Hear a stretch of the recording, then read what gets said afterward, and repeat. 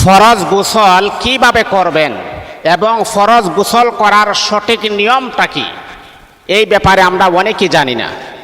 অনেক ছেলে মেয়ে আছে, ইয়াং পিপল, ইয়াং জেনারেশন যারা আছে, আমরা মনে করি স্বামী আর স্ত্রী সহবাস করার পরে সাবান টাবান ভালো করে লাগিয়ে দৌত করলে, শরীর পরিষ্কার করলে মনে হয় আমার ফরজ গোসলটা আদায় হয়ে গিয়েছে। আরে বাবা, ইসলামের তো কিছু নিয়ম তান্ত্রিক আছে যে এইভাবে ফরজ গোসল তোমাকে আদায় করতে হবে। ফরজ গোসল এটা কিন্তু সাধারণ কোনো গোসল নয়। স্বামী আর স্ত্রী মেলামেশা করার পরে এই গোসলটা এমনভাবে করতে হবে যদি আপনার শরীরের চুল পরিমাণ কোনো জায়গায় যদি পানি না ঢুকে তাহলে আপনি নাপাক হয়ে যাবেন। এমনিতে আপনি পবিত্র, এমনিতে আপনার শরীর পরিষ্কার হয়ে গিয়েছে, কিন্তু ইসলামী শরিয়া মোতাবেক আপনি নাপাক, অপবিত্র।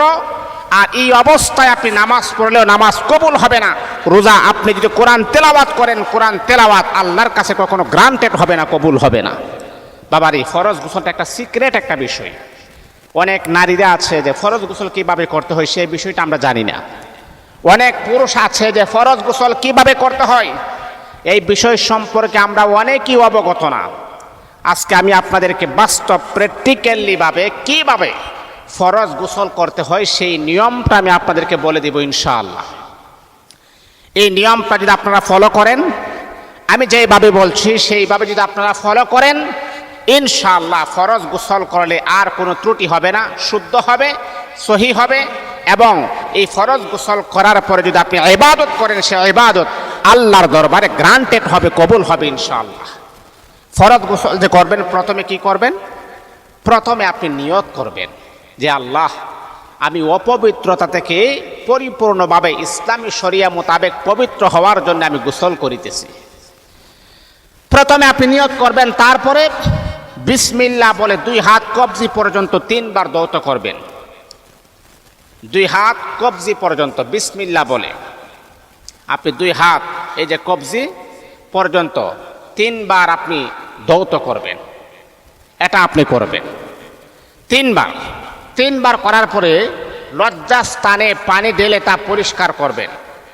আপনার প্রথমে 2 হাতটা কবজি পর্যন্ত ধোয়ার পরে তারপরে হচ্ছে আপনার লজ্জাস্থান, যেখান থেকে আপনার নাপাক বের হয়েছে, অপবিত্রতা বের হয়েছে, সেই লজ্জাস্থানটা আপনি ভালো করে আপনি পরিষ্কার করবেন, ভালো করে আপনি দৌত করবেন। তাহলে আমরা 3টা পয়েন্ট আমরা পেয়েছি। এবং 4 নাম্বার পয়েন্টটা হলো, এবং পরিপূর্ণভাবে আপনি উযু করে নেবেন। একেবারে পরিপূর্ণভাবে যেভাবে আপনি উযু করেন, আপনি উযু করে নেবেন। আপনি পরিপূর্ণভাবে সুন্দর করে আপনি উযু করে নেবেন। তাহলে 4 নাম্বার পয়েন্ট হলো উযু করে নেওয়া। 5 নাম্বার হলো মাথায় পানি ঢেলে আঙ্গুল চালিয়ে চুল খিলাল করবেন। মাথার মাঝে পানি ঢেলে, মা বোনদেরকে আমি বলি শোনেন, আপনাদের চুল তো অনেক লম্বা, আপনাদের চুলের কারণে অনেক সময় আছে চুলের ভিতরে পানি প্রবেশ করে না। এই জন্য মাথার মাঝে পানি ঢেলে আঙ্গুল দ্বারা এইভাবে আপনি খিলাল করবেন, যাতে করে আমার চুল পরিমাণ কোনো জায়গাতে যেন পানি প্রবেশ না করে, এইরকম যেন আলামত যেন সৃষ্টি না হয়। আপনি মাথার মাঝে পানি ঢেলে এইভাবে আপনি খিলাল করবেন, যাতে করে আপনার মাথার মাঝে পরিপূর্ণভাবে পানি যেন প্রবেশ করে। এটা হলো আমরা 5 নাম্বার পয়েন্ট। 6 নাম্বার হলো, যখন বুঝবে যে চুলের গোড়ায় পানি পৌঁছে গেছে তখন মাথায় 3 বার পানি ঢালবেন। যখন আপনি বুঝতে পারবেন এই যে আপনি যে মাথায় পানি খিলাল করতেছেন, চুলগুলা খিলাল করতেছেন বা চুলগুলো এইভাবে মুছরাইতেছেন, যখন আপনার আন্দাজ হবে, যখন আপনি বুঝবেন যে আমার মাথার পরিপূর্ণ এখন পানি পৌঁছে গেছে, তখন আপনি 3 বার আপনি পানি ঢালবেন। এইগুলা জানার পর আপনি 3 বার পানি ঢালবেন। এটা হলো 6 নাম্বার। 7 নাম্বার হলো এই, এবং সমস্ত শরীরে ভালোভাবে পানি ঢালবেন। এমনভাবে পানি ঢালবেন যাতে করে চুলের ক্ষুদ্র পরিমাণ কোনো জায়গা যেন বাকি না থাকে যে এই জায়গাতে আমার পানি প্রবেশ করছে না। একেবারে সুন্দরভাবে, অ্যাক্টিভভাবে। এটা কোনো সাধারণ কোনো গোসল না, এটা হলো ফরজ গোসল।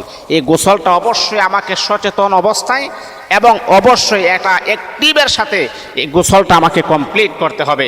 এই গোসলটা যদি আমি পবিত্র না হই, নামাজ পড়লেও কবুল হবে না, কোরআন তেলাওয়াত করলেও আল্লাহর কাছে সওয়াব পৌঁছাবে না, এমনকি নেক আমল করলেও আল্লাহর কাছে সওয়াব কখনো পৌঁছাবে না। এই জন্য ফরজ গোসলের ব্যাপারে অবশ্যই আমাদেরকে সচেতন থাকতে হবে।